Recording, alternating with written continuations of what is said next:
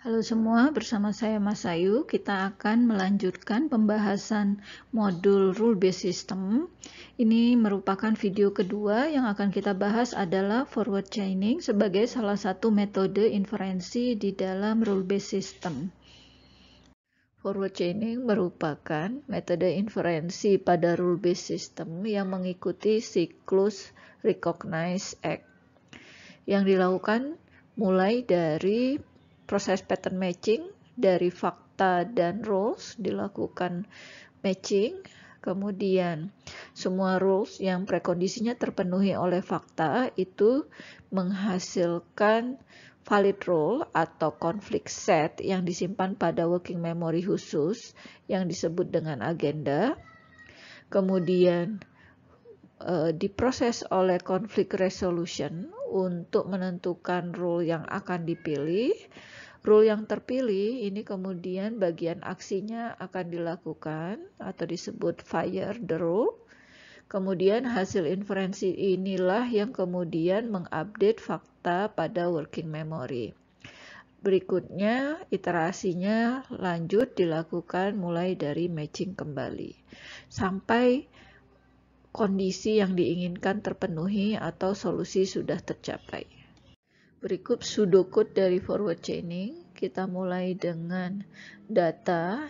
Ini diinisialisasi dengan fakta pada working memory, lalu dilakukan proses iterasi menentukan conflict set yang terdiri atas rule-rule yang prekondisinya terpenuhi oleh data. Kita sebut dengan tahapan pre-selection. Kemudian pilih rule dengan conflict resolving atau resolution strategy, kita sebut dengan R, lalu R ini diaplikasikan sehingga menghasilkan hasil inferensi sementara yang disimpan kembali ke dalam data. Iterasi ini dilakukan terus-menerus sampai kondisi terminasi terpenuhi.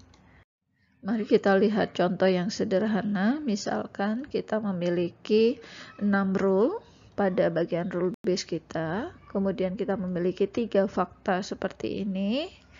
Maka berdasarkan fakta yang ada ini, kita memiliki pilihan apakah rule 2 atau rule 3 yang akan dieksekusi. Rule 2 dan rule 3 yang terpenuhi bagian prekondisi inilah yang kemudian disebut conflict set. Jadi conflict set itu terdiri atas atau conflict set itu merupakan set of rules yang bagian prekondisinya terpenuhi.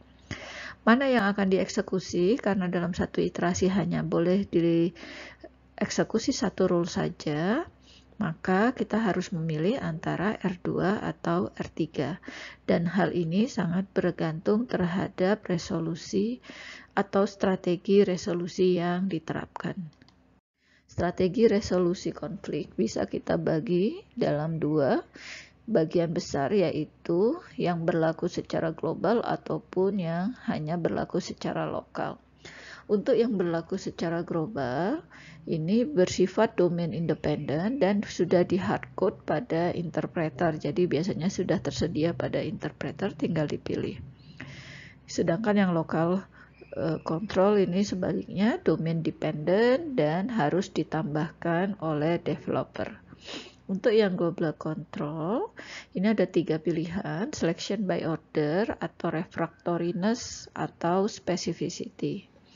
Mari kita lihat satu persatu pada slide berikutnya. Refractoriness merupakan strategi untuk tidak memilih rule yang sudah diaplikasikan dengan fakta yang sama. Sebagai contoh, untuk kasus kita yang memiliki 6 rule dan 3 fakta sebelumnya, kita bisa melihat di sini, jika pada iterasi pertama R2 sudah diaplikasikan, kemudian pada iterasi berikutnya konflik set terdiri atas R2, R3, dan R6, walaupun R2 memiliki prioritas yang lebih tinggi karena sebelumnya sudah dipilih, maka di sini R2 tidak akan dipilih kembali. Kita hanya boleh memilih antara R3 dan R6 jika refractoriness diterapkan. Jika strategi resolusi konflik berdasarkan urutan, misalkan refractoriness sudah diterapkan, kita akan menggunakan contoh, kita menggunakan 3 rule dan 3 fakta seperti ini, maka pemilihan menggunakan rule order, artinya rule 1 memiliki prioritas lebih tinggi daripada rule 2, lalu rule 3. Maka dia akan menghasilkan output print second dulu, baru print first, baru print third, berdasarkan urutan ini. Kemudian, kalau tadi berdasarkan urutan rule, sekarang berdasarkan urutan fakta, tetapi berdasarkan resensi. Jadi, fakta yang terakhirlah yang memiliki prioritas paling tinggi. Jadi, dari fakta terakhir ke fakta paling awal. Sehingga hasilnya adalah print third, print second, dan print first. Strategi resolusi konflik berikutnya melakukan pemilihan berdasarkan struktur sintaktik dari suatu rule. Contohnya, specificity akan memilih rule yang lebih spesifik terlebih dahulu. Jika kita memiliki konflik set R1 dan R2, maka kita bandingkan bagian prekondisinya, yang mana yang lebih spesifik. Jika bisa ditentukan R1 itu lebih spesifik daripada R2, seperti ini, ABC kan lebih spesifik daripada AC, maka R1 akan lebih dipilih dibandingkan R2. Setelah membahas resolusi konflik yang masuk ke global control, sekarang kita bahas yang local control yang menggunakan pengetahuan tambahan pada rule base.